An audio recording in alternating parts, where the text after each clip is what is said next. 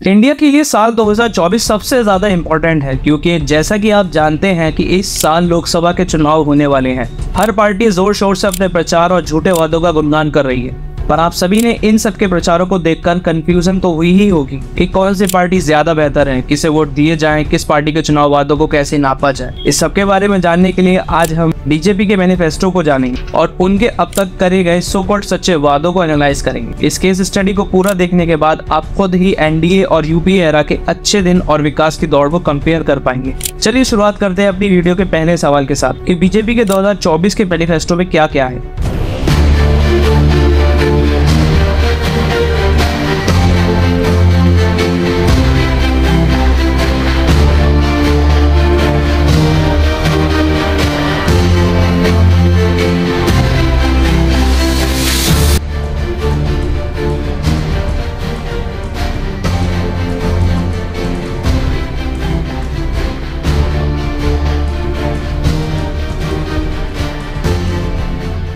पहले बात करते हैं सिक्योरिटी की। बीजेपी ने वादा करा है एक स्ट्रॉन्ग नेशनल और इंटरनल सिक्योरिटी का। इसके लिए उन्होंने zero tolerance policy against terrorism की बात कही है।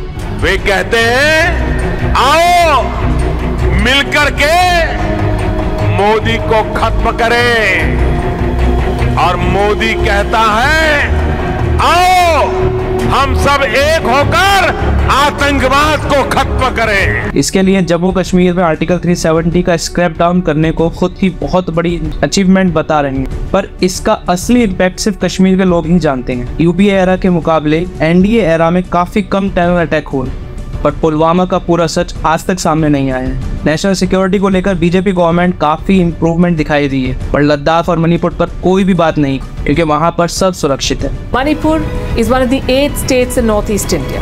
Beautiful place. But since May this year, the scenes have been ugly. Manipur is burning. इसके साथ ही बीजेपी के मैनिफेस्टो में मॉडर्नाइजेशन ऑफ पुलिस फोर्स की बात भी करी गई है, पर इसके वादे पर बीजेपी ने खुद ही सवाल खड़े करे। 2022 की अपनी रिपोर्ट में बीजेपी ने इंडिया की पुलिस पब्लिक रेशियो 152.80 पर लैन बताया, यानी 1 लाख लोगों के लिए 152 पुलिस ऑफिसर होंगे, जो कि यूएन के पब्लिक पुलिस रेशियो रिकमेंडेशन 222 से काफी कम है। काफी पुलिस वालों को ईमानदार भी होते हैं, उनकी वजह से भी हम सुरक्षित हैं, पर अफसोस काफी पुलिस स्टेशन में तो बेसिक फैसिलिटीज तक अवेलेबल नहीं होती।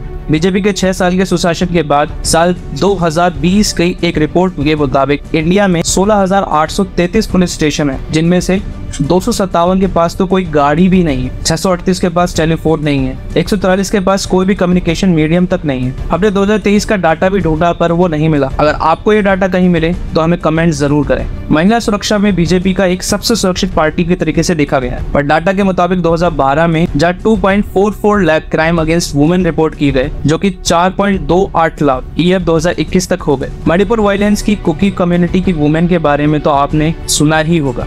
इसके साथ बीजेपी इलीगल माइग्रेशन और इन्फिल्ट्रेशन से डील करने के लिए एनआरसी लाने की बात कर रही है। इस पर हम सबने देखा है कि पहले भी क्या क्या हो चुका है। Protests in more than a dozen cities, troops deployed, violent police confrontations, curfews and internet shutdowns. India has seen days of unrest after Prime Minister Narendra Modi's government passed a new citizenship law.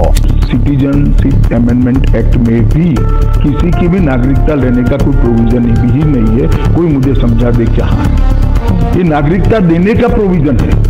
तो इस देश के जितने भी वासी minority वाले हैं, मुसलमान हैं, उनको कोई किसी को डरने की जरूरत नहीं। Where thousands of people have gathered to protest against the Citizenship Amendment Act. This was meant to be one of the bigger protests of the day. तो इस केस स्टडी से हम ये तो जान पाए हैं कि बीजेपी ने नेशनल सिक्योरिटी में काफी इंप्रूवमेंट हासिल करी, पर इंटरनल सिक्योरिटी में बीजेपी को काफी ज्यादा इंप्रूवमेंट की जरूरत है। इस केस स्टडी के पार्ट 2 में हम और भी काफी बातों पर चर्चा करेंगे और साथ ही बीजेपी के चुनाव के वादों की चर्चा भी करेंगे।